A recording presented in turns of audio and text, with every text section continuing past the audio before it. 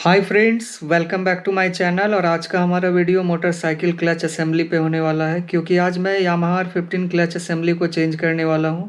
तो अगर आप अपने बाइक में पहले जितना पिकअप महसूस नहीं करते हैं, या आपकी बाइक टॉप स्पीड नहीं जाती है, या फिर गियर शिफ्ट भी आपका हार्ड हो रहा है, तो ये सब आपके क्लच प्लेट के खराब होने के कारण हो सकता है। तो ये सब मैं काफ़ी टाइम से महसूस कर रहा था, तो आज मैं अपने बाइक का क्लच प्लेट चेंज करने वाला हूँ। तो अब हम क्लच असेंबली की बात करें तो इसमें clutch basket, hub, clutch pack जिसमें कि आपको फ्रिक्शन प्लेट और स्टील प्लेट का कॉम्बिनेशन दिया जाता है, और प्रेशर प्लेट होता है, और इसके अंदर क्लच केबल भी आता है और क्लच लीवर भी आता है। तो ये सारे कंपोनेंट को मिला के हम इसको क्लच असेंबली कहते हैं। तो इस बाइक में मुझे बस दो ही चीज़ चेंज करना है, एक तो प्रेशर प्लेट है और दूसरा क्लच पैक जिसमें कि स्टील प्लेट और फ्रिक्शन प्लेट आता है। जब मैं सर्विस सेंटर गया तो वहाँ पे सर्विस सेंटर वालों ने कहा कि आपको हब और सेंटर दोनों एक साथ ही परचेज़ करना होगा, ये आपको अलग अलग हम नहीं दे सकते हैं। तो मुझे जो हब है वो भी मुझे परचेज़ करना पड़ा। हो सकता है ये बेचने का कोई पॉलिसी हो या यही रूल हो, ये मुझे ठीक से पता नहीं, ये कि हर एक सर्विस सेंटर में ऐसा होता है। तो मजबूरी में मुझे हब भी चेंज करना होगा। तो सबसे पहले मैं आपको क्लच असेंबली का प्राइस बता देता हूँ जो इस बाइक में लगने वाला है। ये है क्लच प्लेट 1, और इसको हम स्टील प्लेट कहते हैं, और इसका जो प्राइस है वो यहाँ मेंशन किया हुआ है। ये है क्लच बॉस, और इसी को हम इनर हब कहते हैं, और इसका भी प्राइस यहाँ मेंशन किया हुआ है। ये है प्रेशर प्लेट 1, और इसको हम सेंटर कहते हैं। ये है फ्रिक्शन प्लेट, और ये है फ्रिक्शन प्लेट 2, इंजन ऑयल, और ये है गैस्केट। तो दोस्तों अब हम इसको चेंज करने के प्रोसीजर पे आते हैं। तो सबसे पहले आपको क्लच चैम्बर रिमूव करना होगा, लेकिन उससे पहले आपको इसमें जो भी इंजन ऑयल है उसको ड्रेन कर लेना है। तो इंजन ऑयल ड्रेन करने के लिए आपको यहाँ नीचे साइड एक ड्रेन बोल्ट मिलेगा जो 19 mm का है, और एल स्पैनर से आप इसको आसानी से रिमूव कर सकते हैं। मैंने अलग से इस बाइक पे मैंने इंजन ऑयल चेंज करने का एक वीडियो बनाया है, अगर आपको कोई भी प्रॉब्लम आता है तो आप उस वीडियो को देख सकते हैं। तो यहाँ इंजन ऑयल ड्रेन हो चुका है, तो अब हम क्लच चैम्बर को रिमूव करेंगे। लेकिन यहाँ क्लच चैम्बर को रिमूव करने से पहले आपको ये वाला जो पैनल है इसको रिमूव करना होगा, और ये पैनल 4 mm के एलन की से आप रिमूव कर सकते हैं।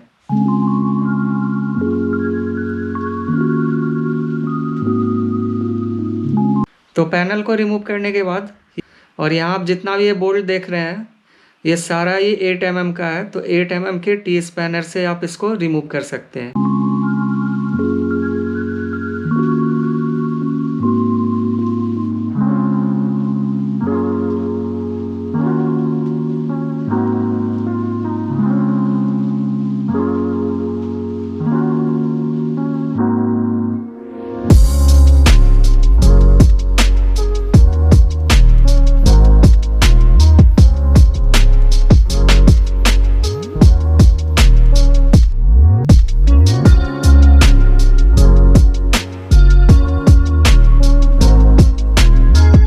तो क्लच चैम्बर को रिमूव करने के बाद अब यहाँ जो आप देख रहे हैं यहाँ से अब हमारा क्लच असेंबली शुरू हो जाता है। तो ये सबसे आगे में जो आप देख रहे हैं ये इसको हम सेंटर कहते हैं। जो पार्ट नेम है जो आपको मेंशन किया हुआ होगा रैपर पे, वो प्रेशर प्लेट 1 करके होगा। फिर ये जो आप 4 बोल्ट देख रहे हैं इसको रिमूव कर लेना है, और ये आपको 10 mm के स्पैनर से ये रिमूव हो जाएगा। तो दोस्तों यहाँ बोल्ट का यूज़ हम स्प्रिंग को कंप्रेस करने और क्लच पैक पे दबाव बनाने के लिए करते हैं, जिससे कि क्लच पैक के बीच एक सफिशिएंट फ्रिक्शन हो सके। अब दोस्तों यहाँ पे अब आपको क्लच पैक मिलेगा इसके बाद, तो इस क्लच पैक को भी निकाल लेना है। तो यही क्लच पैक होता है, इसमें आपको 2 तरह की प्लेट मिलेगी, एक स्टील प्लेट और दूसरा फ्रिक्शन प्लेट। तो यहाँ आप देख सकते हैं ये जो फ्रिक्शन प्लेट है इसी के घिसने के वजह से हमारा जो क्लच प्लेट है वो सही से काम नहीं कर पाता है। तो आप देख सकते हैं यहाँ पे ये जो फ्रिक्शन लाइनिंग है ये पूरी तरह से घिस चुका है, और ये जो स्टील प्लेट है ये भी आप देख सकते हैं जैसे कि डिस्क ब्रेक हमारा होता है ख़राब, उसी तरह इसमें भी लाइनिंग आ गया है साइड साइड में, और उसमें आप देखेंगे तो वो ज़्यादा उसमें गड्ढापन आपको मिलेगा देखने के लिए। तो कहने का मतलब है कि इसका भी सरफेस काफ़ी रफ हो गया है, तो इन दोनों ही चीज़ों को हमें अब रिप्लेस करना होगा। अब दोस्तों यहाँ पे जो इनर हब है इसको रिमूव करने के लिए आपको एक टूल्स चाहिए होगा, जो अभी टूल्स है नहीं, तो इसका भी जुगाड़ करना पड़ा यहाँ पे। तो जुगाड़ के लिए जो ख़राब हो चुका था हमारा वो स्टील प्लेट, उसको ही तीनों को और एक रॉड के साथ उसको वेल्ड करा के फिर जुगाड़ हम लोग का बना है। तो यहाँ पे इस तरह से आप बना सकते हैं इसका जुगाड़।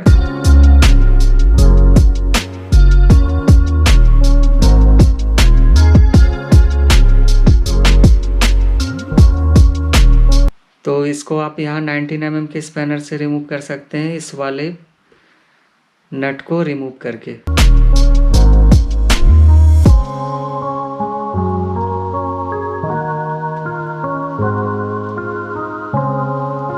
तो यहाँ पे इनर हब भी रिमूव हो चुका है, और इसके जो पीछे आप देख रहे हैं यही क्लच बास्केट होता है। अब दोस्तों हम इसको इंस्टॉल करते हैं। तो सबसे पहले हमें हब इंस्टॉल करना है, जो जिसपे बोस क्लच लिखा हुआ है वो हब है।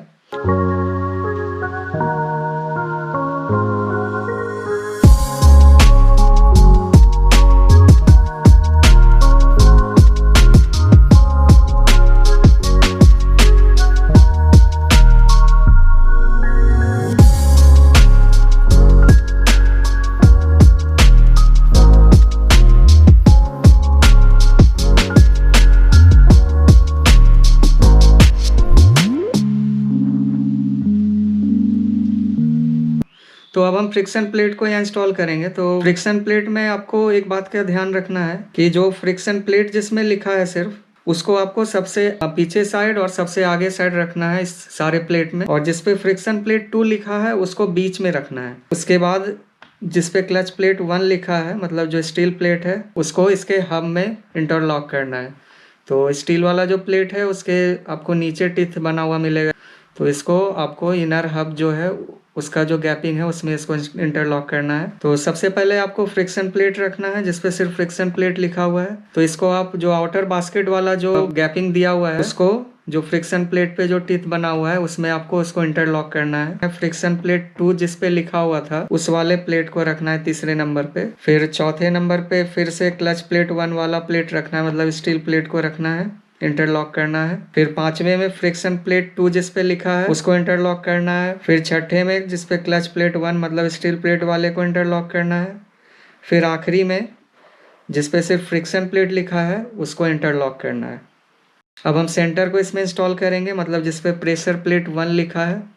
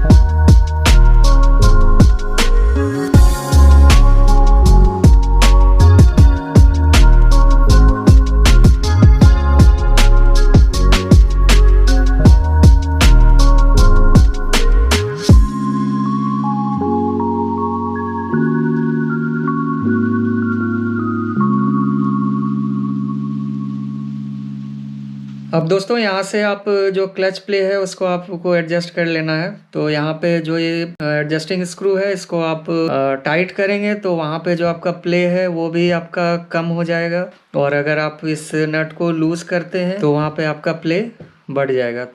तो यहाँ पे जो प्रेशर प्लेट था वो भी इंस्टॉल हो चुका है, मतलब जो हमारा सेंटर था। अब लास्ट में हम क्लच चैम्बर को इसमें फिर से लगा देंगे। तो क्लच चैम्बर को लगाने से पहले इसका जो गैस्केट है उसको, जो पहले वाला है उसको रिमूव कर देना है, और जो नया वाला है उसको उस पर इंस्टॉल करना है। तो इस तरह से आपको इसको इंस्टॉल करना है।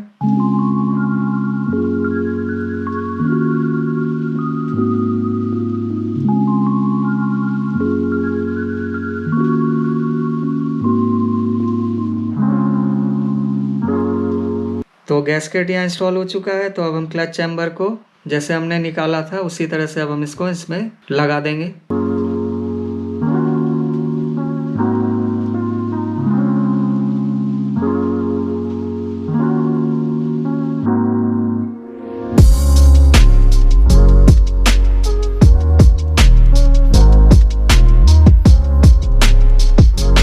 अब दोस्तों इंजन ऑयल को चेंज करने से पहले आपको जो इसका ड्रेन बोल्ट था उसको लगा लेना है।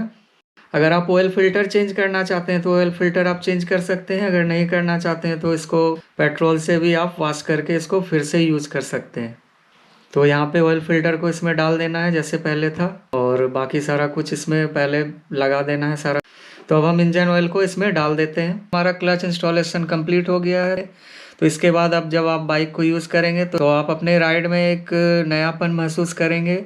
आपका बाइक पहले से ज़्यादा स्मूथ हो चुका होगा। आपको अब अपने बाइक को टॉप स्पीड पे ले जाने के लिए ज़्यादा स्ट्रगल नहीं करना पड़ेगा। ये आराम से जाएगा, और ख़ासकर हाई स्पीड पे बाइक में काफ़ी स्मूथनेस रहेगा और हल्कापन आप महसूस करेंगे, और हैंडल वाइब्रेशन भी कम रहेगा। तो दोस्तों आज के लिए इतना ही। उम्मीद करते हैं मेरी वीडियो आपको पसंद आई होगी। अगर पसंद आए तो प्लीज़ लाइक, सब्सक्राइब और शेयर करना ना भूलें। तो फिर मिलते हैं अगले हफ्ते एक नए वीडियो के साथ। तब तक के लिए थैंक यू।